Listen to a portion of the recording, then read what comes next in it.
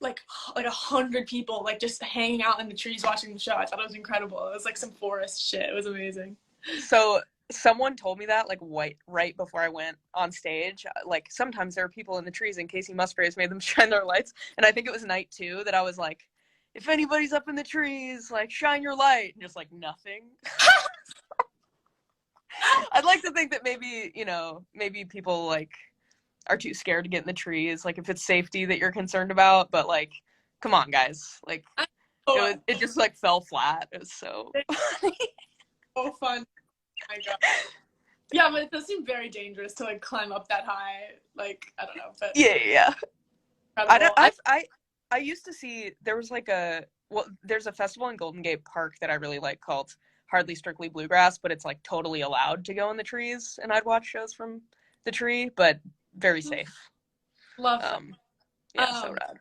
I have never actually been on tour, so I've never like, you know, done the whole thing, but do you have any like advice, or what's your like experience with it?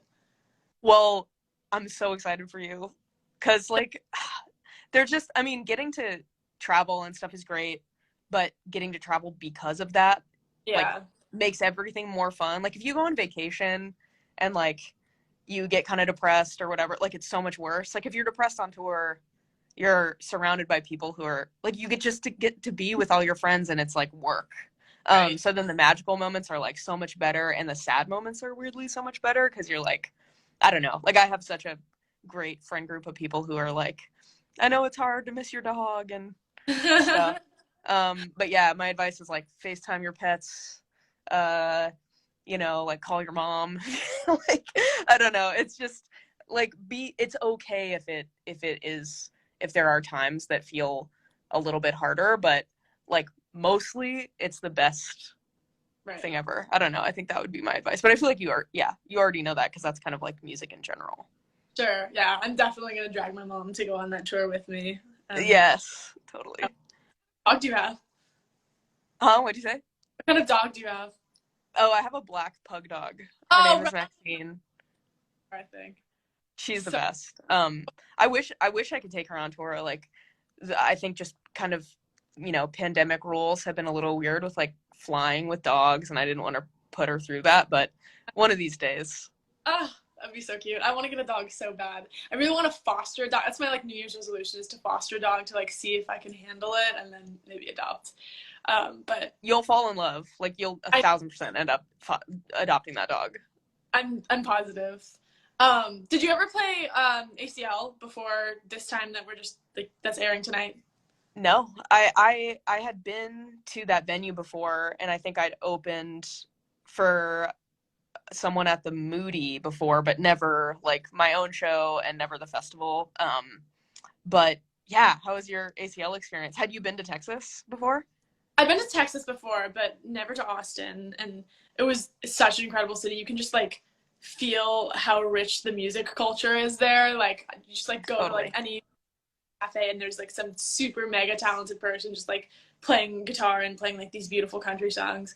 So it was so fun, and obviously like that stage has like so much history, and you're just like sitting in the dressing room like looking at these pictures of like Dolly Parton and like all these like insane like iconic stars. So that felt like really momentous, and it was really fun. Like I said, I've never really gotten the chance to play shows very often, just because I kind of like came out during lockdown, and so it's a real treat to sort of get to interact with people. And yeah, what about you? What a wild experience. Like I don't know. I mean, I don't know if you were like creative at all during the pandemic. I feel like we might have talked about this before, but like,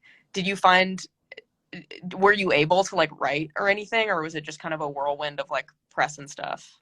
Yeah, no, I wrote my entire album like kind of over the pandemic. Like, oh my gosh. Down at my house, sad and bored, and I like wrote a song almost like every day of the lockdown. Just like, so I mean, most of them were terrible, but like just like it's like such a nice outlet, and it's like just something to do like when you're alone, and it makes you feel so much like less alone. So yeah, that's what I did. Were you able to sort of be creative, or was it kind of just like a restful time? I mean, it wasn't a restful time. Like this is what I did for the pandemic. Like I was like that's what Like I probably wrote like one half of a song. I started eating like vegan cheese by itself. What's your vegan preference? I have like opinions. Um, is there like, is it called like VO Life? Okay. There's one. It's like, I don't know. I can only think of like the containers, but is it called like the Miyokos? I'm gonna get all these names wrong. That one's good. All good, all good. I have to try. I don't What? know. My favorite is like the shredded Daya stuff. Even though Oh yeah, classic. I love it. A classic. I feel like they're getting better at like artisan Sure. shit too, you know? Like, but yeah, Daya I might have broken up with only because it's on like it's a tour go to, so I've probably like overdosed on Daya in my life. But what you're like tour like rider, like what do you eat every day on tour? Our rider looks kind of like a church basement. I think it's like hummus, baguette, like Yes. no alcohol, just because we're square, like not because it's a rule, just because we're all like kombucha and stuff. What about you? Sort of the same thing. I like sometimes I'll put like Sour Patch Kids on my rider because my album's called like Sour, and they're like, oh, we like want to like cater to her. But like anytime I eat like 3 Sour Patch Kids, my immune system just like goes completely like in the tank. It's just like sugar. It just sometimes like when you're working so much, just like does not like mesh well. Totally. But I love a key lime LaCroix, not lime, but key lime, and the like flaxseed crackers and The Marys? Like, the Mary's Gone crackers. Yes, my favorite. Yes. Yeah. Best. But yeah, I don't know. Just have you ever tried bitchin sauce? No, what's that? Oh, it's so good. It's like because you do kind of get burnt out on hummus, I feel like, on tour because it's everywhere. So bitchin sauce is like, it's like, I think it's like almond base. It's kind of hard to describe, but it's almost, it tastes like queso or something, but obviously it's vegan and it's just, it really is so good. The bitchin sauce, but I think I've tried like the little like almond cheese dip sauce and it's amazing. I had like a vegan. Yeah. Anyway, are you doing anything for the holidays? Keeping it real classic, you know, like family and stuff.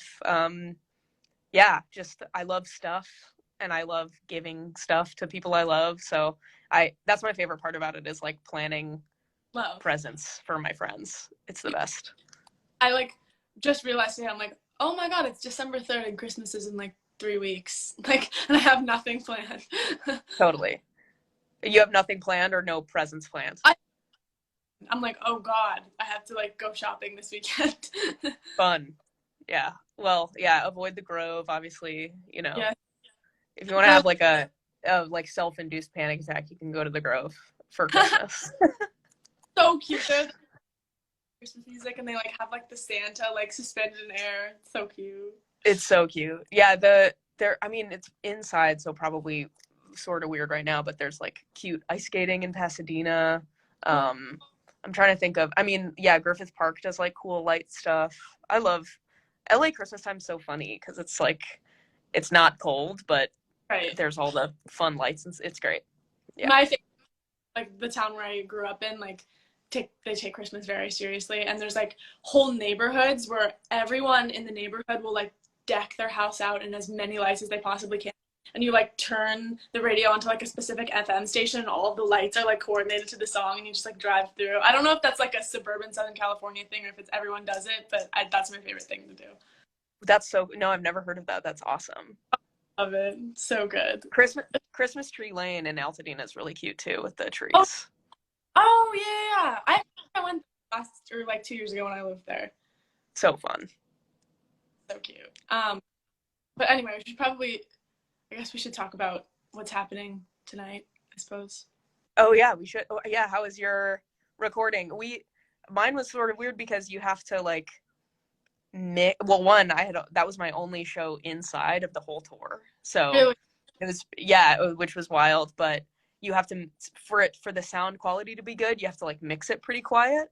Right. So it kind of was like yeah, you probably felt like this on SNL too, but like mostly you're hearing monitors, but it was like, yeah, it was so cool. But then you forget there's a camera. How was your show? Totally. Oh my God. Were you so nervous to do SNL? I literally like was freaking. I've never freaked out so hard as I did like 30 minutes before I had to go on. It was the scariest thing in the whole world. Yeah, well, it reminded me of having a nightmare, where you're like having a scary dream and you can't scream in it.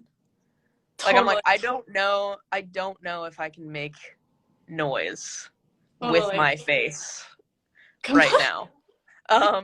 But it was also that was cool for me because I hadn't played to people at all at that Oh point. my God. So even just having like a couple cast members and like camera people around was so like it felt realer than any other um live show, but being able to in your brain be like these are millions of people was really hard. So freaky. And also like Yeah, there's like all of these like incredible people that you've like looked up to your whole life on the walls and you're like, oh my God. That's incredible. terrifying, Yeah, terrifying. terrifying. It's also like so late. I remember just sometimes when I get like really overtired, I like feel like I'm like hallucinating or something like that, and that's what the entire night felt like. I was like, this is a dream. This is like some fever dream. Totally. Um, I think what's fun about ACL is that like for SNL, like I feel like your nerves wear off like 30 seconds before your song is over. And for ACL, like you have a chance to be like, you're fine. It's a show, right, you know? right, Um, like you're playing a show and then this is your job. totally, Like, I don't know. I always feel like the first song on stage is terrifying, you know? totally. Yeah, and all the fans at ACL were so sweet, and like I felt like I could like mess up and they'd like forgive me, which is a nice feeling. Totally. Yeah. Do you uh, like do you like when people like scream words, or are you more kind of like, oh no, you'll make me mess up? no, I'm obsessed with it. I mean, I literally played like 5 shows in my career, but So cool. but like I remember the first time like that happened. I was like playing driver's lessons on the piano, like hear people like singing it back to me, and I just remember like being like, oh my God, why do I even need to sing? I just want to hear like them sing it. Like I just like want to stop singing. It's so surreal. It's also like Have you done the power move of like microphone out to the audience yet? love, love doing that. Yeah. I So I I literally just did it for the first time and I was so nervous. Like how embarrassing would it be to like nobody says anything? But it's so fun. I Yeah. know, so much fun, so great. Yeah, but that's always so cool, and everyone like always says this. I feel like it's such a cliche for musicians to say, but it's like so weird, like especially probably for like you and me who like we just like write little songs on our guitar like alone, and then like to like hear like a bunch of people like resonate with them and sing them back is like so weird. I was like, oh my God, like I wrote this song like in an hour on my bedroom floor because I was really sad, and like now like thousands of people are singing it. It's just like the most surreal experience. I don't think I'll ever get used to it. Well, especially for you and me where it's like pretty messed up lyrics some of the times and you just see people like beaming and singing. It's like, you feel like Britney Spears and then you're like singing about, yeah, something that you're totally tortured by. Like it's crazy. Yeah. I mean, I'm the biggest fan of you. I feel like I've told you this before, but the Well, huge. the feeling is highly, highly mutual. Yeah, obsessed with your album. So obsessed. You. I'm obsessed with both of your albums. I remember like viscerally the first time that I heard Funeral, and I was like, I literally made everyone in my life. I was like, you guys have to listen to this song. This is the most amazing song in the whole world. I like sent it to everyone. I was like, this is so genius, genius. I'm sorry to all those people. But yeah, one time I was playing in Oslo and people were moshing to that song in the front. Like they knew the words and and it was the best day of my life. Literally, me and all of the friends that I sent it to in the last bit. I remember at the concert saying that you were giving like a backstory as to like how you wrote that. It was like in order to like make it in LA. Yeah. So my friend Harrison, who is just the best, he plays guitar with me. I was trying to get him to move from Nashville to LA. And I feel like we were both going through like such a hard time. and our only lifeline was each other. So we were like, we were talking on the phone for hours a day, and I finally got him to move, like a year after writing that song, and I, which was so cool too, because I went to visit him in Nashville, and then I like finished writing it in his bedroom. But yeah, it has a happy ending, that song, which is nice. Is that I'm closer to my friend. Yeah, definitely got so many good things out of that song. What's like a sad song of yours that actually has kind of a happy ending? I don't know if it even applies, because obviously my first record came out so long ago, but these are probably all developing feelings still a little bit for you. Yeah, I mean, I think it's like there's something about taking these like feelings of utter devastation and turning them into something that feels like triumphant. Like I remember the first time where I listened to Driver's License, and it like instantaneously like shifted from being something that I was like so ashamed about to something that I was like so proud of, and like I was so excited to share with other people.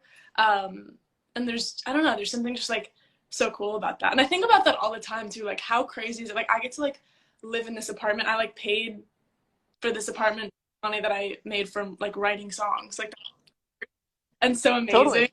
Like I don't know. So I think there's just like it's just so many blessings that come out of those like really devastating things. And it's just like in life too, even if it wasn't so like cut and dry, like I don't know, I just think you grow so much from going through experiences like that. So.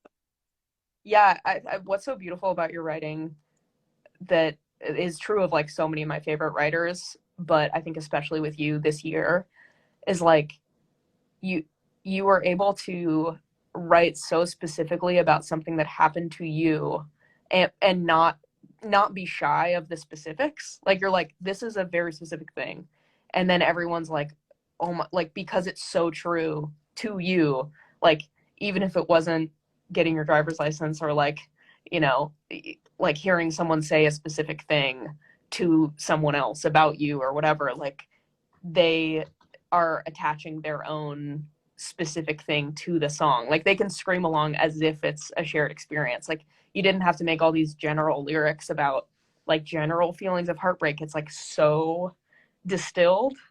And I don't know, I think that's like the coolest thing that you do. It's like, everybody's screaming about something that was such a private moment at the time. Oh my God. Well, thank you. That's so sweet. My absolute favorite thing, and I think the two most important things in writing a song is like authenticity and specificity. And you are like, I think you are one of like the writers that like helped me like learn how to be specific in that way. Like, I don't know, just like lyrics of yours, like, how is playing drums? It's too much shit to carry. I remember being like, how did she come up with like she just heard that? That's gonna be great. And it's like, I would have thought that, but like it's amazing that way. And I don't know. So yeah, I love specifics. And yeah, like you said, I think there's such a art to being super specific, but not like beating people over the head with it, so that you're like, this is my life and you have to perceive it exactly that I'm perceiving it, and like this is my story and you have to have this exact story. It's like, I think that's sometimes what's cool about songwriting is people can like fill in the blanks of your story with pieces of their own story, and then it makes it like more meaningful. Or just totally. even if, yeah. So, totally. And like another thing I found really funny about specifics or songwriting in general, I don't know if you have this, but like if you look on Genius lyrics, sometimes people like give me way more credit for something than I deserve. Like they're like, clearly she's referencing this philosopher and then bringing it back around to this other thing, and I'm like, yeah, totally. Like, yep. I know. I feel like, or even like sometimes in like music videos, people are like, oh my God, that's an Easter egg, this and that and that. And I'm like, oh yeah, I totally planned that. Like totally. But that was such a happy mistake. Totally. Yeah. What are you up to right now? Are you in the studio? No, I'm just chilling. I am in the UK in a cabin in the woods, which is cozy and cold. Yeah, it's great. What are you up to? I'm just like chilling in my apartment in LA. I too did the like countryside of England little cabin in the woods before I performed at the Brits, and it was very cold. I have like this like horror story. I've never like told it publicly, but we were in this like little cabin and it was freezing cold and we couldn't figure out how to work the like thermostat in the place. And there was a wood burning stove, and so we were like, okay, maybe we'll just like turn on the wood burning stove in this like cute little cabin. And like we closed all the windows and had the wood burning stove, and the entire place was like filled with smoke, and nobody else was like bothered by it. But I like was like throwing up all day. I think I got like carbon monoxide poisoning from the place. No, dude, nightmare. It was so sad. It was supposed to be a cute little like romantic English countryside. You are not gonna catch me trying to light this. Oh. You are not gonna catch me trying to light it. Amazing. Well, I'll let you go chill. Your little cabin. That sounds amazing. But for everyone watching, you can watch our ACL performances tonight. It's on PBS, right? Yes, indeed. Yes. On PBS. Catch us on PBS. PBS girls. And yeah, it was so great talking to you. I'm so inspired by you always, and I hope to see you here in LA. Yeah, catch you around. So good to see you, dude. You're the best. Bye. Bye.